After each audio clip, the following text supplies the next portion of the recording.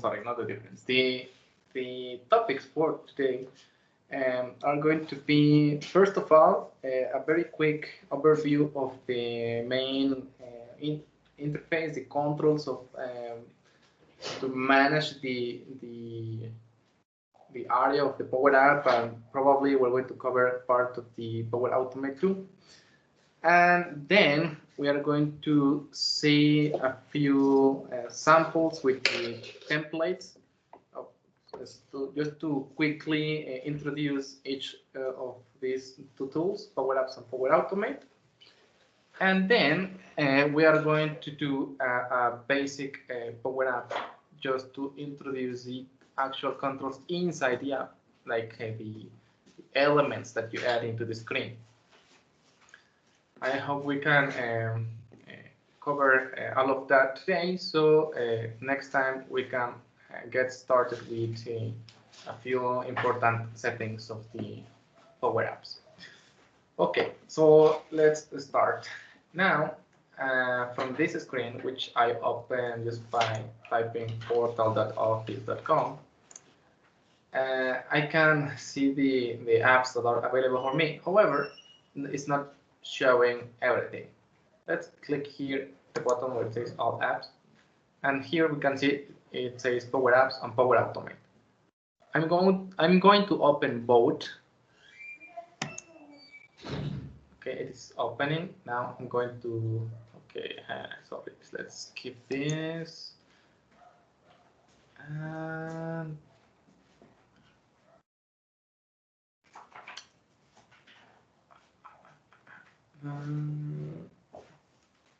okay, there it is. Now I'm going to open the Power Automate area too. The reason I'm opening both is because I want to do a very quick overview of the area here, which is very similar in both of them. So first of all, let's split the screen in two.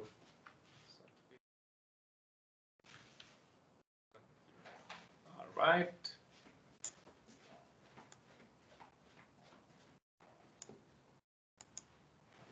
That's it. So in the right side, we have the Power Apps interface, and on the left side, we have Power Automate. The most important areas is where you can see the existing apps or flows and where you can create new. So in the case of Power Automate, we see the existing flows here in this area that says My Flows. And in the case of Power Apps, it is called just Apps. Okay, here it's going to ask me to confirm my region. Let's see. Start it. Okay, there it is. Right now, I don't have any app or flow, so it's empty, but we're going to see things appearing here as we create new stuff. You can see that at the top there is a button that will allow us to create flows in this case and apps in the other case. That's one option. Another is to click on this button that says create. As you can see, it's the same in both interfaces. And here is going to show us more clearly that the different types of Power Automate and apps that are available. We are going to discuss what is the difference on each of these types of Power Automate later. Today we're going to focus on Power Apps, but still I wanted to show you on both so you can see that the interface is very similar. Another important thing is the templates area for the Power Automate. And in the case of the Power Apps, the template area is below. In the same as create screen, just scroll down, and here it is. In a few moments, we're going to discuss about what or how the templates are used. So for now, let's just merge and close Power Automate. We're going to go back to Power Automate after we cover a few basic things with Power Apps. So bye for now. And let's focus now in Power Apps. We have three types of Power Apps, but in reality, the true Power App solution is the Canvas app, at least based on the popularity, which is the most common type associated with the word Power App is the Canvas app. The others are more complex solutions that are very different. The difference is very significant. So I think that Microsoft should use a bigger separation because it causes many confusion about how to use them. Because not because you know how to create Canvas app, it means you will know how to do mobile-driven apps or portals. They are very different with each other. And we're going to start with Canvas app. Later, after we cover the most important topics, if you are interested in learning model-driven app and portals, we can do some demos about them. But first, I want to focus on the most important learning about Canvas app, then Power Automate, then Power BI. And after that, we can go back and talk about these two. I'm not saying they are not important, but it is like jumping to many steps on the stair. So let's leave them for a later iteration of these sessions. Okay, so a Canvas app, instead of trying to describe you with words, I'm going to show some samples of actual Canvas apps. For that, we are going to use the template. The template is using a template is the easiest way to get familiar with Power Apps when you are starting, because you don't know what can be achieved, and templates are very useful for that. Some people want to use them for real stuff, production things, and it is possible, but it requires many adjustments to put them in good shape. So I don't recommend to assume that one of these is going to solve your need. Is more as a reference and for learning purposes. Still, if you want to use one of these for a project or some requirement of a customer, and one of them is very, very similar to the requirement, then you can use it, but just keep in mind that adjustments will be required. Okay, so let's start and open one of these. For example, which one could be very useful? Meeting capture. This is interesting. It's asking to put a name. This is going to be important later if I want to save this, but let's just put best like that. Okay. This thing again.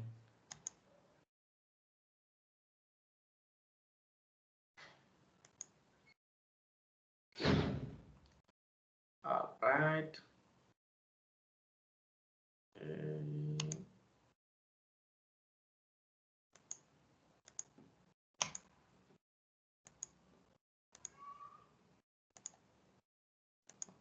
Try again because that thing got in the middle.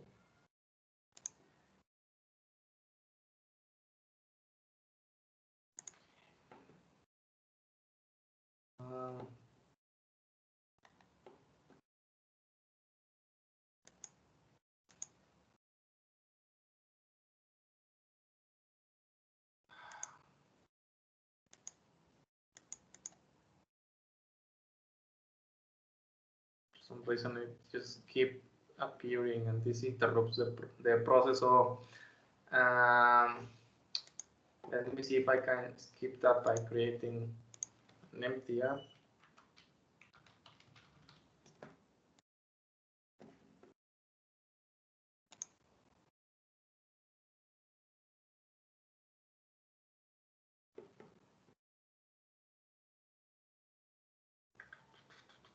Okay, I think that's all the problem.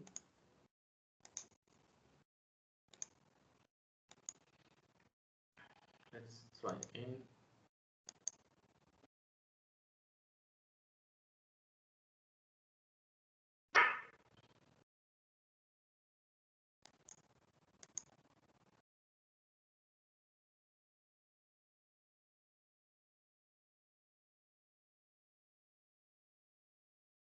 There it is. It's going to ask me to confirm a few permissions because this Power App includes some connections to these services to extract some data. So all I need to do is click allow.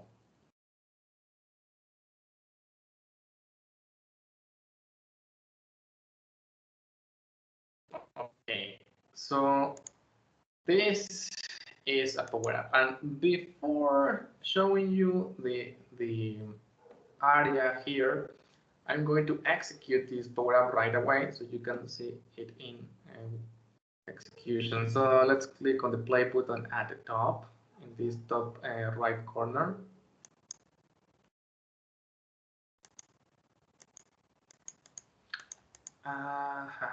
Very funny because it doesn't show me anything.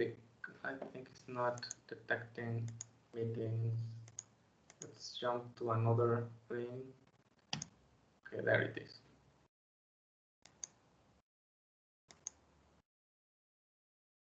Okay, not yet.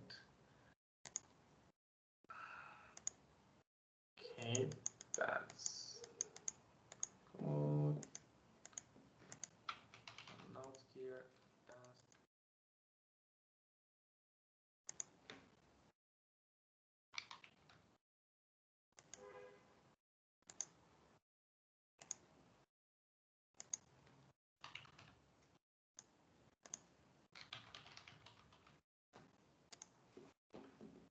Yes, and that's it. I'm just using this app and clicking on the controls that it has.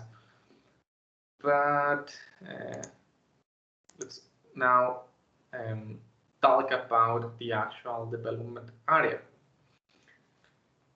So in the top, we will find the different options of the menu. And file is very important because it will help you to modify advanced settings or actually save the app. At this moment, the app is not really created yet. If I go to the existing apps and I click there, there is nothing. So you need to click at least once in save. I notice that settings is selected. Now I'm going to select save. And here I can modify the name. And below on the bottom right corner is the saving button.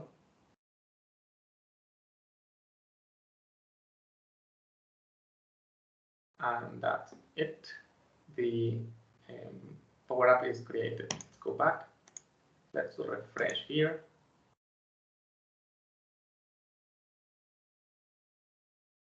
And there it is. So always ensure you save your app at the beginning before closing the tab. Additionally, once the app is created and just want to save the next versions or just keep the latest update saved, you can use Control S in your keyboard, and that will trigger the saving process too. And right now it is not doing it because there is nothing modified. But if I modify something very small like this, and I click Control S, you can see that is doing the saving.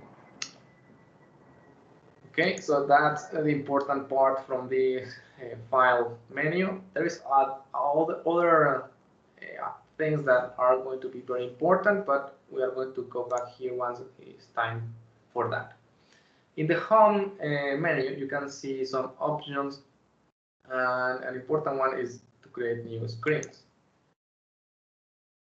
The screen is the area, the actual canvas screen where you can, the canvas screen where you can drag and drop your elements. And a screen is like a page from a website. You can switch from one page to another. And imagine this left panel, the tree view. If you know about edition tools like like Photoshop or even PowerPoint with the slides, this is basically that, with the difference that it has some branching for elements inside the screen. For example, here in the welcome screen, I can see that it has multiple controls.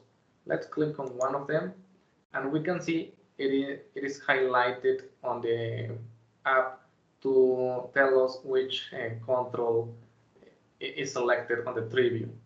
Another advantage of the tree view is that sometimes it's difficult to select an element in the screen because there is an overlapping, or simply there is something that you cannot see on the top, and you say, I cannot reach that element that I want.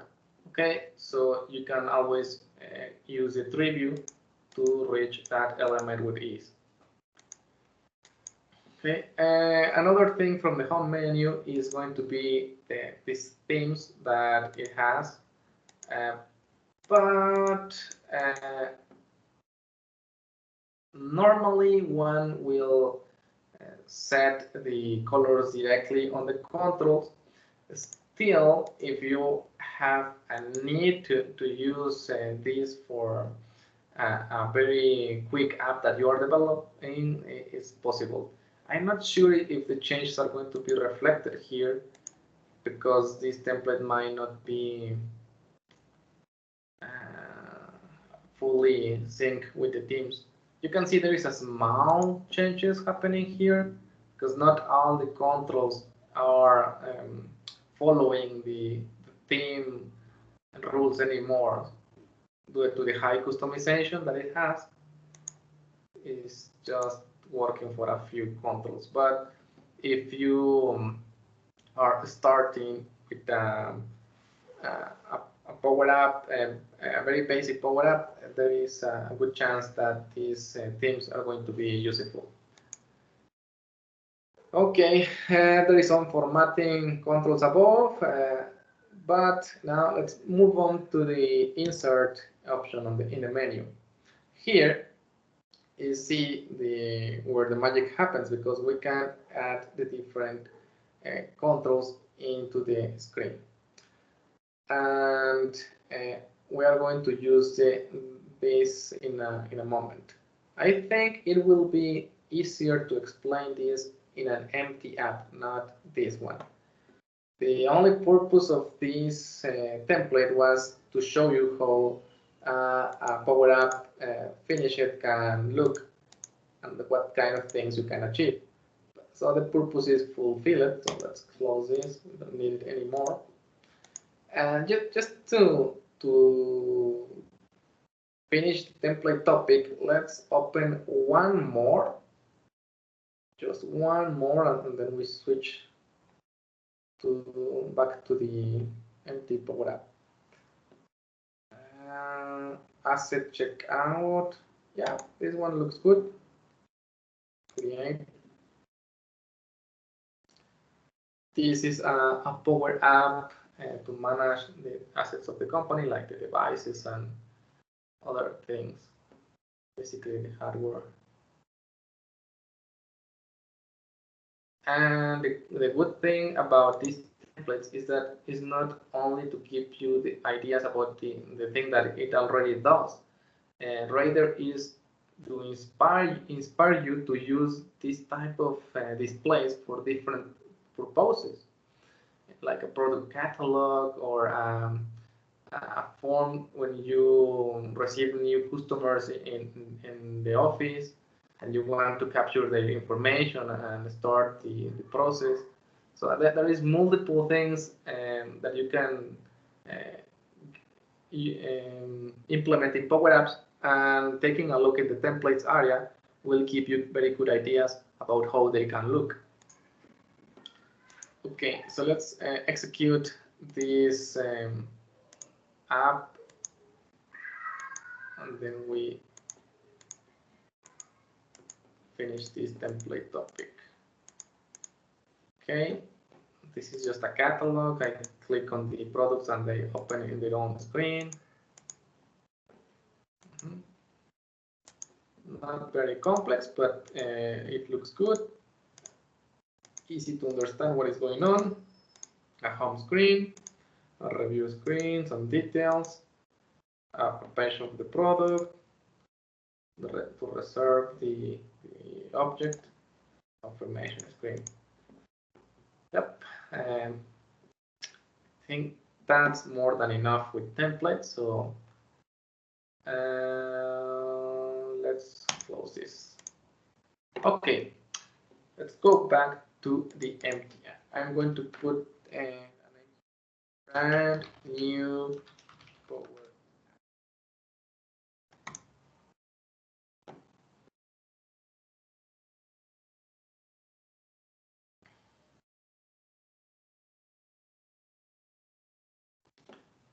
Let's test the different options we have on the header, starting with new screen. So right now I have screen 1 selected. This is the one that is displayed. So let's create here and click on blank screen, and then we have screen 2. You can also rename these screens, for example, home screen, and this could be catalog screen, other stuff like that. Okay, it's very easy to add new screens. Now let's talk about the controls that we have here. The most common one is labels. You will use labels for everything, because here you can, for example, put the title of the page. This is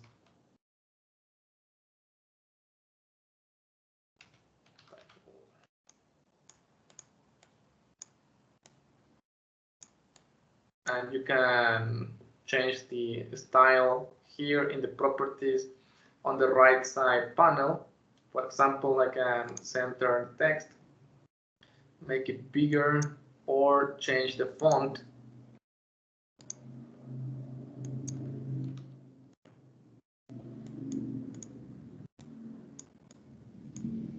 And even add a background if you need to.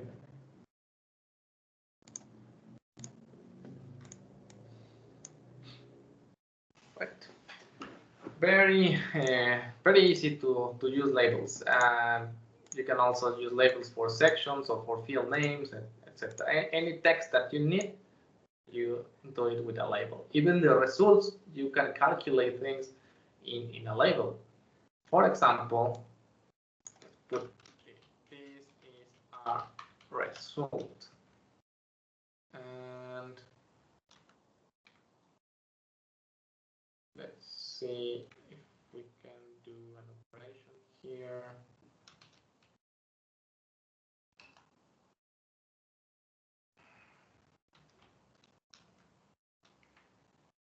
Yep. You can see that I did an operation and then converted that operation to text. And the label is fully capable of displaying those values. They could be received from other controls, a calculation like this, or a query to a data source, etc. By the way, this bar that I'm using here is a formula bar. It's very important to look at. This is a very important section because we're going to use formulas for everything. And you can use formulas for almost any property, even changing colors dynamically or the size of the label too could be a formula. For example, here, well, something that I need to tell you first is that it's true that on the right panel we have the properties for this control. Or basically, any control that we select is going to display the properties here on the right side. However, these settings that you apply here are limited to the options that you see there, or the numbers that you type here, etc. The things that you can select manually here. But let's say, for example, that this background, I want it to change depending on a formula. I want this color if some value is true, and I want maybe this other color, or this, if the value is false. So how can I achieve that? Because right here is just letting me select color, but it's not really helping with the condition. So in order to do that, we use a formula bar. And in this drop-down, we can select any of the properties that are available for this specific control. It could be a label, or it could be any other type of control from the ones above. It's important to highlight that different controls have different properties, but they also share some things that are very similar. For example, most of them will have the color property and the fill property. Color is for the font color, and fill is for the background. You can see that right now it has an RGBA code here to set up the background. So I'm going to copy the Control-C from my keyboard to copy this and paste it here in my notepad to get that value. I also want to see what's the value of the other color that I want to use in my equation. So I'm going to select green here. Now the code here is for green, so I'm going to also copy this in my notepad. You will see why I'm doing this in a moment. So now let's add an actual formula. Formulas are very easy to use. It's almost the same thing as Excel.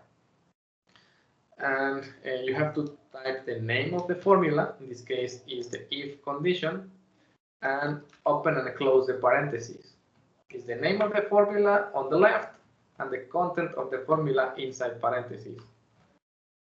There are many formulas that require parameters in order to work, and you can get some hint from here at the top that is going to tell you what parameter is required. In the first position, it requires a condition, an evaluation. For example, 1 equals 1 is a condition. If this is true, then the next parameter is the true result. What happens if this is true? If that's true, I want the first color. Okay, another comma, and the third parameter is what happens if this is not true, the else value. So I want another color. This, because 1 equals 1, of course, this is going to be the answer. But what about if we put 1 equals 2? This is not correct, so it's not going to be true. Instead, is the else. If you put attention, you can notice that the RGBA formula is also having parameters inside following the same rules. These numbers are separated by comma, 2, and if I put my cursor here, I can see a hint above about how these parameters for the RGBA formula work. The first one is a numeric value for the red color. The second is for the green color, then the blue color, and then the alpha. So if you know a little bit about how the combination of colors work, this is going to be very easy to understand. If not, all you need to know is that it has parameters that help you merge some values to get the resulting color.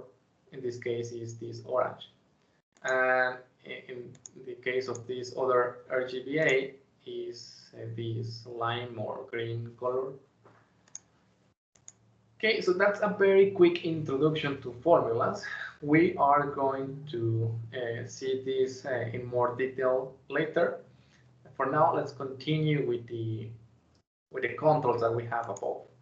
The next one is button. A button is a control that is going to be clickable. If I execute the app again here on the top right corner of my app, you can see that it has some action. If I try to click the labels, they don't do anything. Also, the cursor is different. Here you can see a pointer, like a hand, the finger, and the button reacts. So how can I tell this button, hey, do something? Well, buttons, in the same way as any other control, also have properties.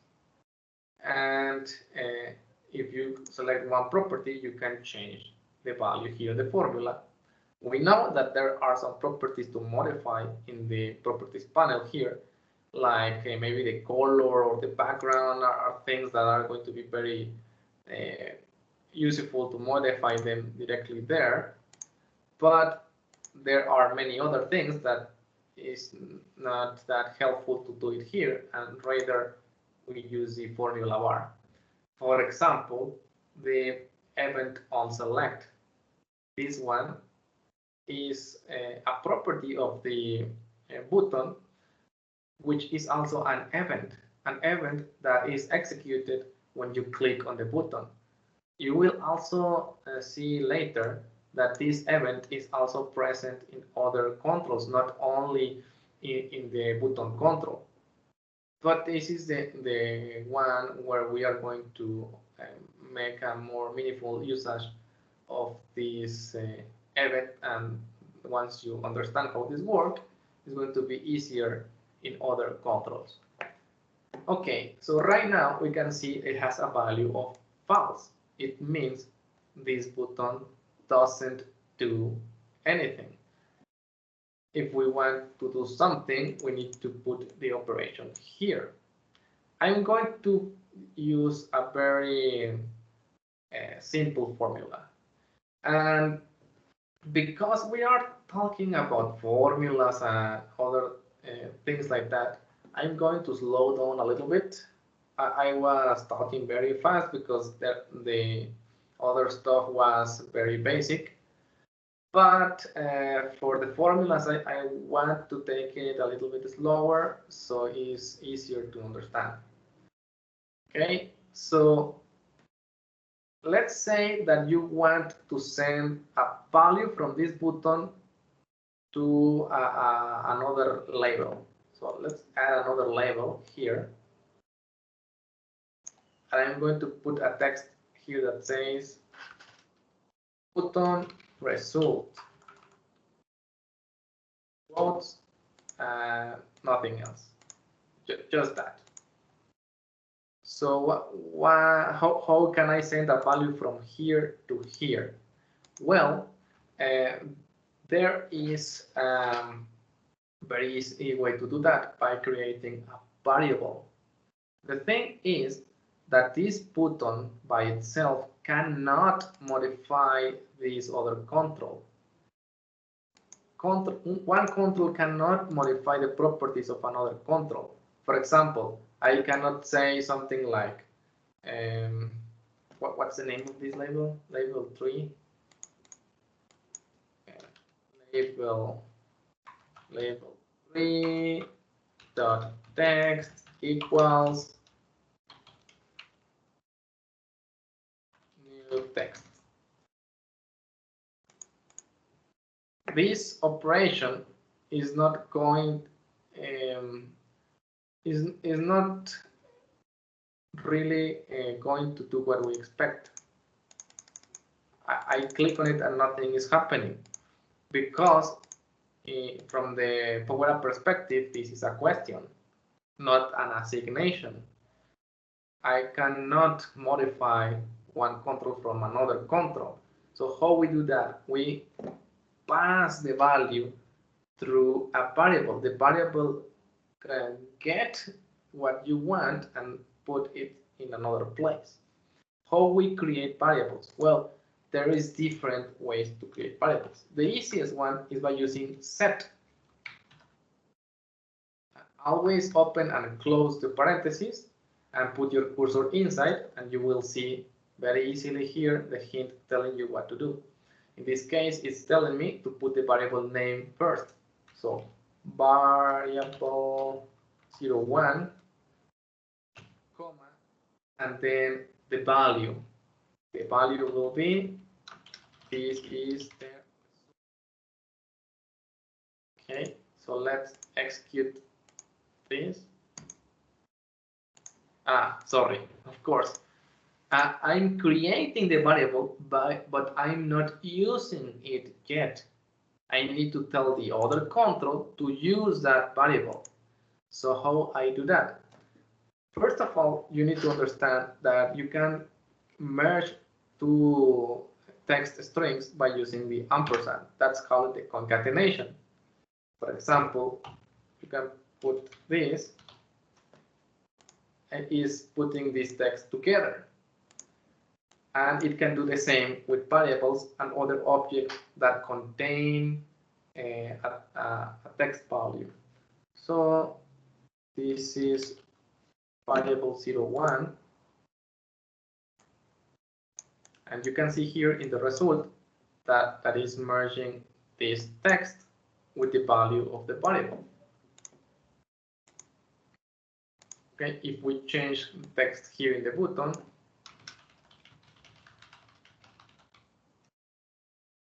you will see that the value is different now. It has changed. Okay, so we know how to send values now, but the thing is that this is not the only way to create variables. And actually, using the set formula is not a very good idea in most of the cases. Why? Turns out the set formula creates a value on a global level. It persists across all the screens. There is another way to create variables that is going to be creating it only for the page, for the screen where we are. That is a lot cleaner.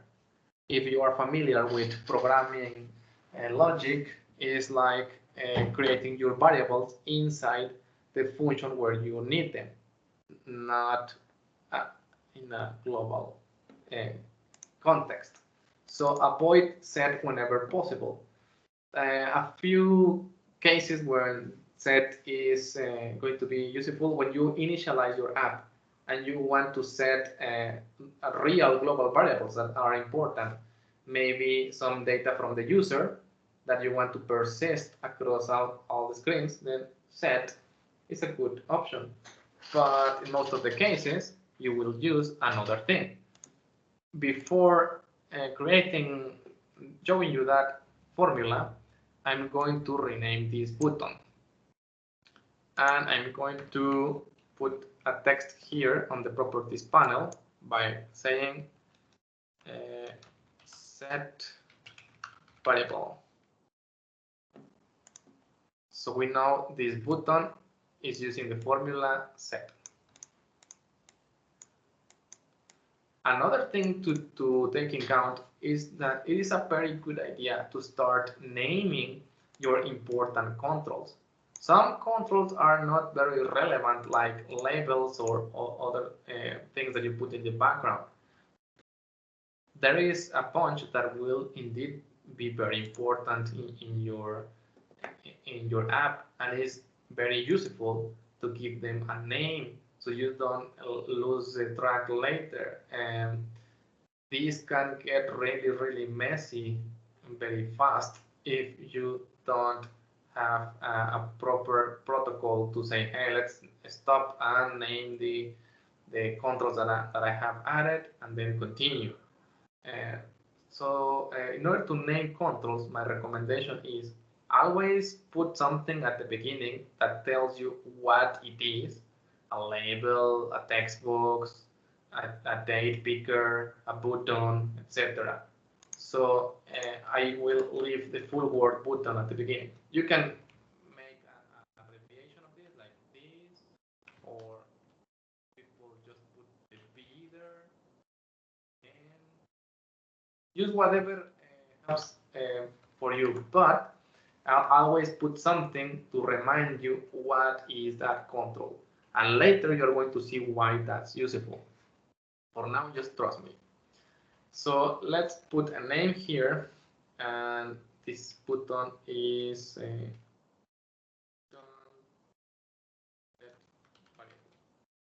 the name of the button.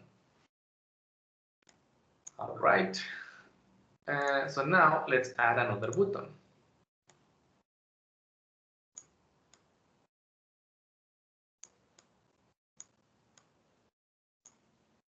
And this. By the way, you can copy and paste controls too. For example, this label, I'm going to do a Control C, Control V. There it is. I have a copy of the label. Let's just change the variable. In this case, I'm going to use variable 2.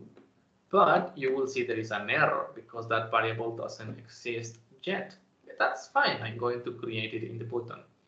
So let's click on the button and let's see how we create variables in the screen context. Because remember, I told you that using the set formula is not going to create the variables on a global level, a global scope. And I want to use a screen scope only. The way to do that is by using the formula it's going to look a little bit more complicated to write this one, but eventually you will notice that it is even better than the set. So for now, first things first, open, close the parentheses so you know where your formula starts and ends. I'm doing this because you could have a lot of formulas following here, and you don't want to have some problems with the following formulas. If you close the parentheses, you will get the hints above. So what is the context to update? Okay, it's going to be an object syntax. And to create objects, we use curly brackets. That's the syntax that you need to use with update context. And that's the reason I told you that at the beginning, this might seem a little bit more complicated than the set, but is not truly the case. Let's see. The variable that I want is variable 02. And the way to assign a value, in this case, is not with a comma, is with colon dots. And then I put the value. This is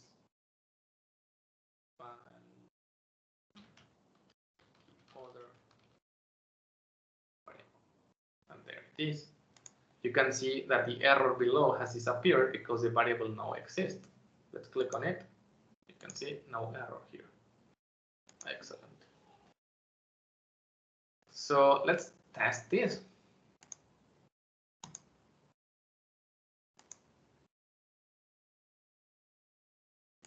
Okay. One apart from the scope, which should be very important when you choose one of these, there is another advantage of the update context. With set, you need to do another thing like this to put multiple variables. For example, variable 3, variable 4. Also, and notice that I'm using this semicolon to separate one formula from another. I'm going to talk more about this later. For now, just Remember that this is a separator. So when you want to put multiple variables, you need to put a set formula for each. In the case of the update context, is enough with a comma here, and then bar 5, comma, bar 6,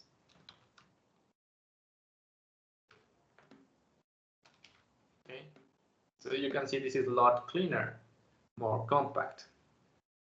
That's another advantage of the update context formula. Okay, go back to where we were. Okay, so we have seen two formulas to create variables. I have told you that they work on different scopes, but you don't have to trust me, you can see it. So this is another screen that has nothing to do with home screen, and we are going to put a label here that is going to tell us if it can read something. Variable 01. Then I'm going to concatenate the value variable 01. Okay, you can see that it can, no problem. Let's add another label.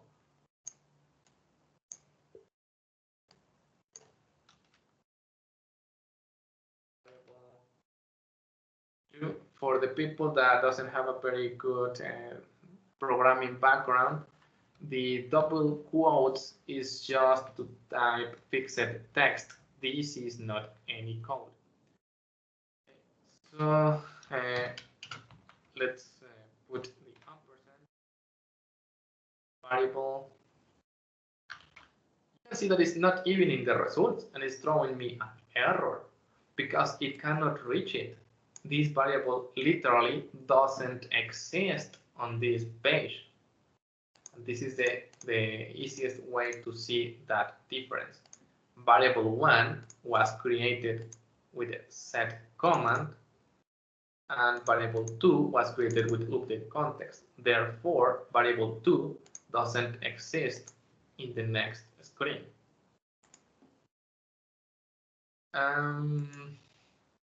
Another place where you can take a look at variables is here in the file menu.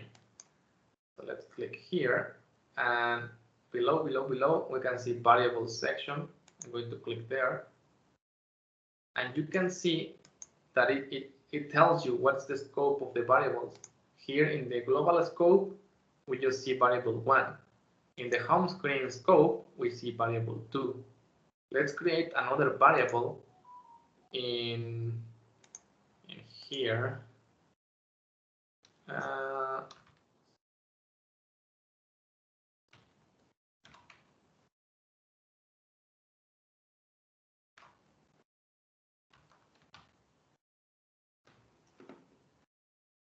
Yeah, just like that.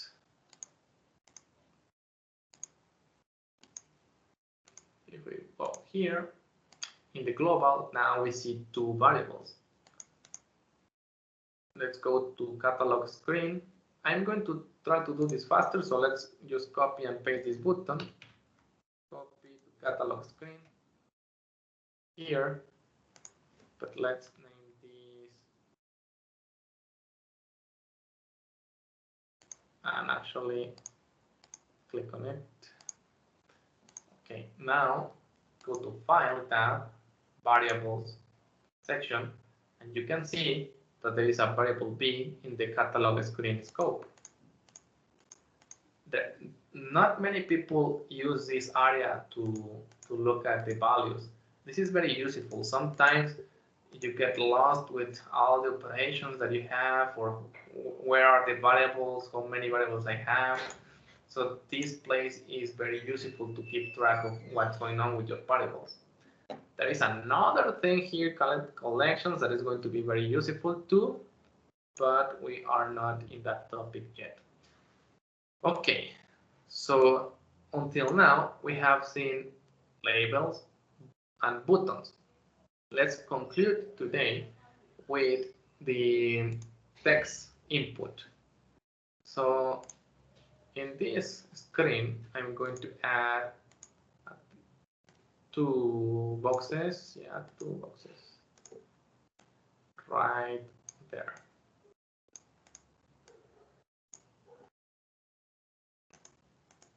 Because this is not working for the variable 2, let's use it for another thing.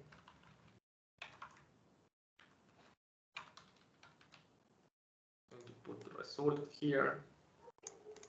Okay, so I want to do an operation with text input, this one and this one. The first thing when you add inputs like this, especially if you're going to use them for calculations, formulas, or saving operations, it's very important that you name them. It's almost likely that every time that you add a text input, you need to rename it because you need it for something. Otherwise, you won't be asking for text. So rename your controls is very, very important. Okay, so in this case, text input, I'm going to leave that text input there and put here number 2. And this one is text input number 1.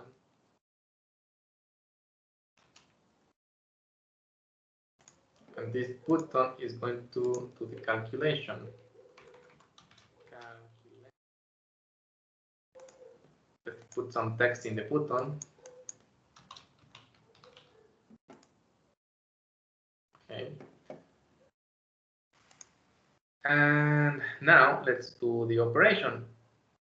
Let's get rid of this thing. But actually, let's just delete this value. And put the result here. Calculation result.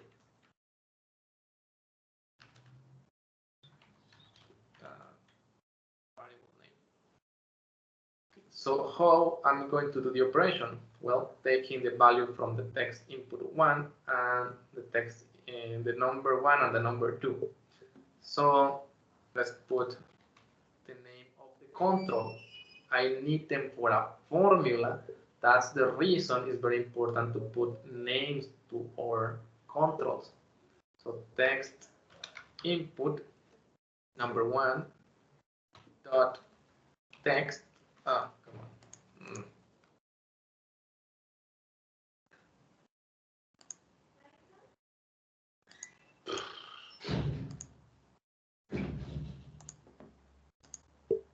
I lose my.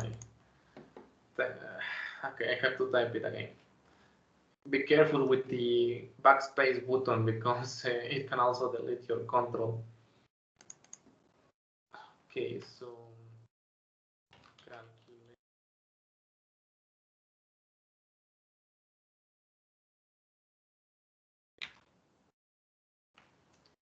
text put number 1 dot plus text input number 2 dot text. Okay, that's it. Now let's in the label here, let's put the result with a concatenation. Concatenation result. Okay, let's run this.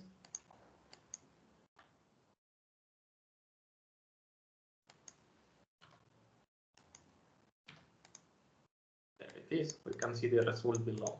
So the formula for the calculation is working just fine.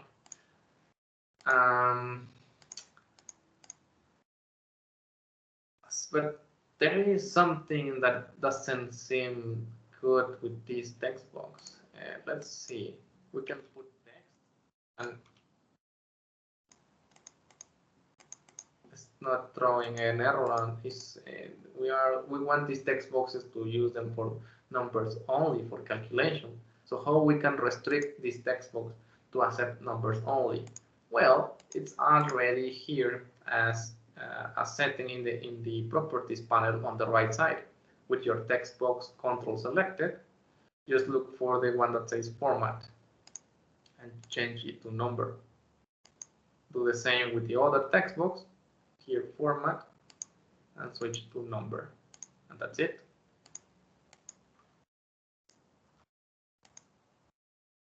There it is.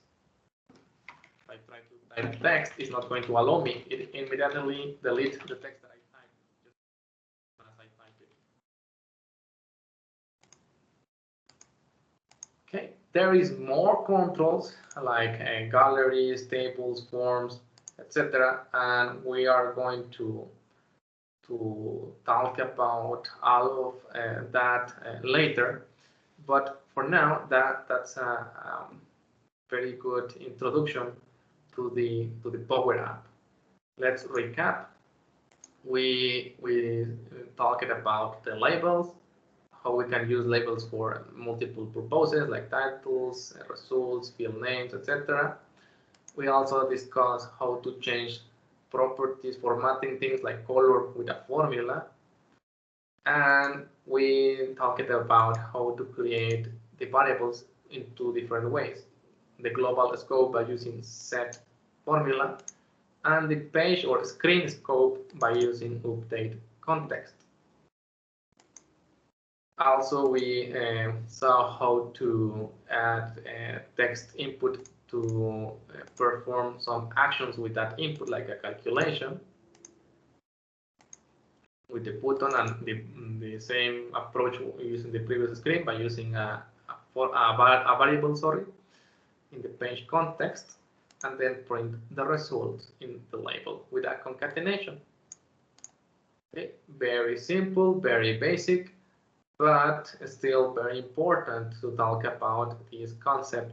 You won't believe how many people jumps to the action very quickly and want to try to do things very complex without actually having a good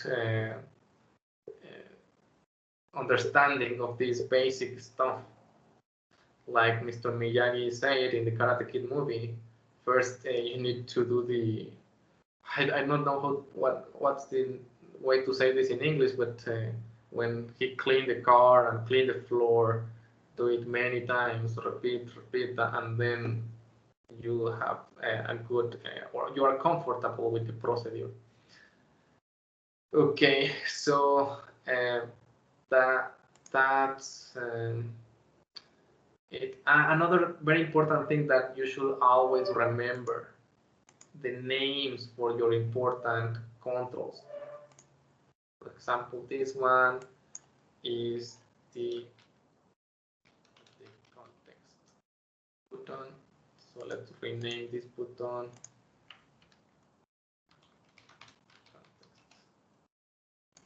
Okay. The names for your controls. Always name the ones that you use for interaction or getting values from. For example, I need these text boxes to do a calculation, so it was very important that I assign them a name that I can recognize what's the purpose, what I'm going to using this for. Well, I need some numbers for a calculation, therefore I use the name number 1 and number 2. Okay, a lot of people skip this process and say, nah, I don't need to do it now. I will do it later once the app is bigger. And it when you are adding controls and controls and controls, it is going to be very difficult to do that later, and then you have a mess. So be organized, have a clean development, and try to do this with discipline. That's what I can recommend you about these basic things. Okay, now I want to hear you. What do you think about the topics we covered today? I know they look very basic, but how about these best practices? Were you aware of those? do you use them, or just skip them and maybe don't do this with discipline right now? So what is your experience with this? What is your opinion? Let's start with Mukesh, please.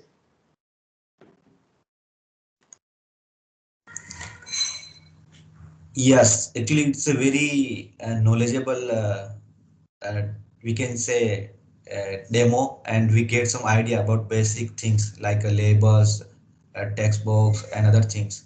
So definitely, it's very useful for us, and I will do same thing and my step on at local server and let you know if any need from your help in this way. But it's definitely it's a very helpful.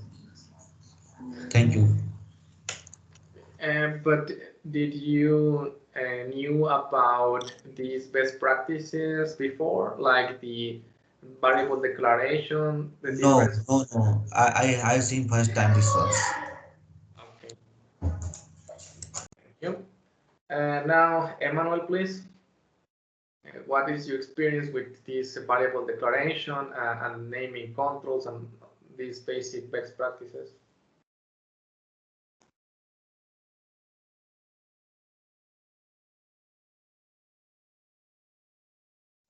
Emmanuel, are you there? Yes, sorry, I was in mute. Yeah, I was saying that I have used both ways, declaring variables in the context for a screen and also in the global context. And I agree with you. It is a very good practice to name all the controls, defining a naming convention so you can easily identify them when you need them. Okay, thank you very much. Franklin, please. Yes, I see before this practice.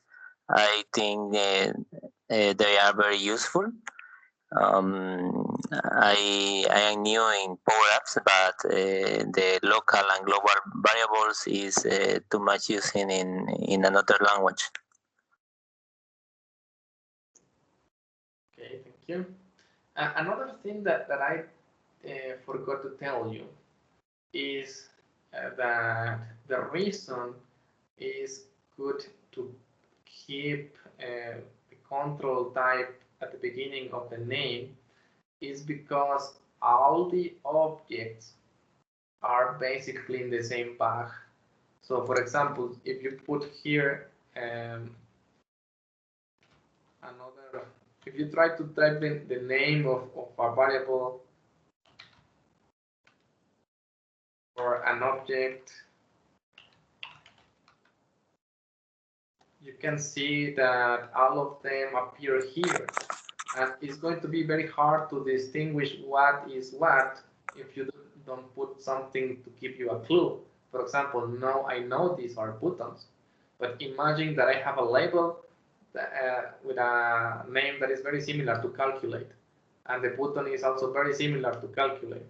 So it's going to be very difficult to know which one is which. So putting the control type at the beginning is very helpful. Additionally, you cannot repeat a name even if they are different controls. Let's take a look on that. For example, I'm going to add here a text input, and this one. Let's rename this label to test name. There it is, test name. And now the text input, let's try to put the same name. You cannot, because the names of the controls cannot be repeated. Basically, they exist in the same name collection or the same naming list, for example. So it's very important to be careful when you name your control to be easy to identify them. Easy for you because you are the people that is going to work here, and in later stages it becomes difficult to give maintenance or troubleshoot problems if you cannot find the proper controls.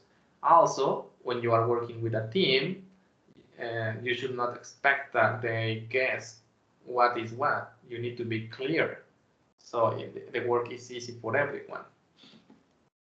How I will do it here for the same name? Well, just put text input here and here.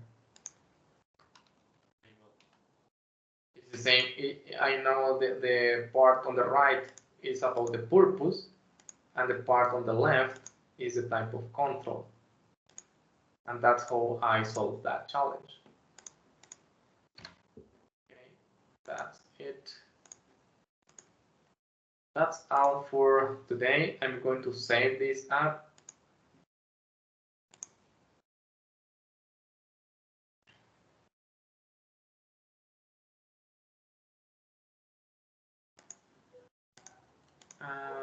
And sorry. I for one more thing. This is going to be very quick. Saving the Power App is one thing, but there is another action, which is publish. I did a small modification, so the saving button appears again. You can see that it's no longer on top right and the bottom right.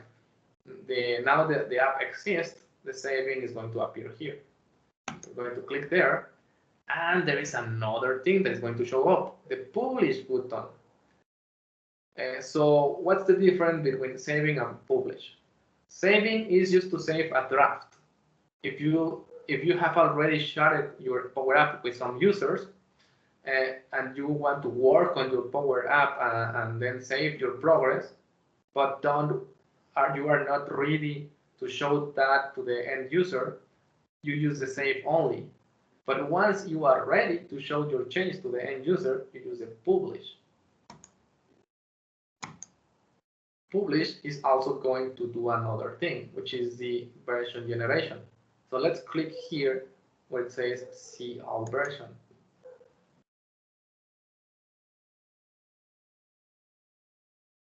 And there it is, the initial version from when it was brand new, and the next version for the next publish that we did. You can see that it says publish, okay? And this works too for restoring. If you did something wrong or is failing, you want to go back to a previous version, you can use a restore. Let's do that. Restore. Okay, then I need to close it. Okay, let's try again. Come on. Okay. Refresh.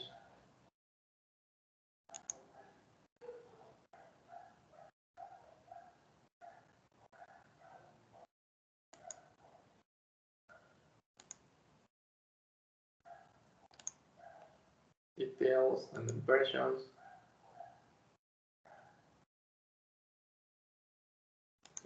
Restore. Okay, well, I will show you the restore next time. It is still saying that it's locked by me, even though that I have closed it, but we need to give it some time. Okay, now that's all for today. Thank you very much. Have a very good night or day if the day is starting for you. Thank you. Thank you, Isaac, and see you the next class.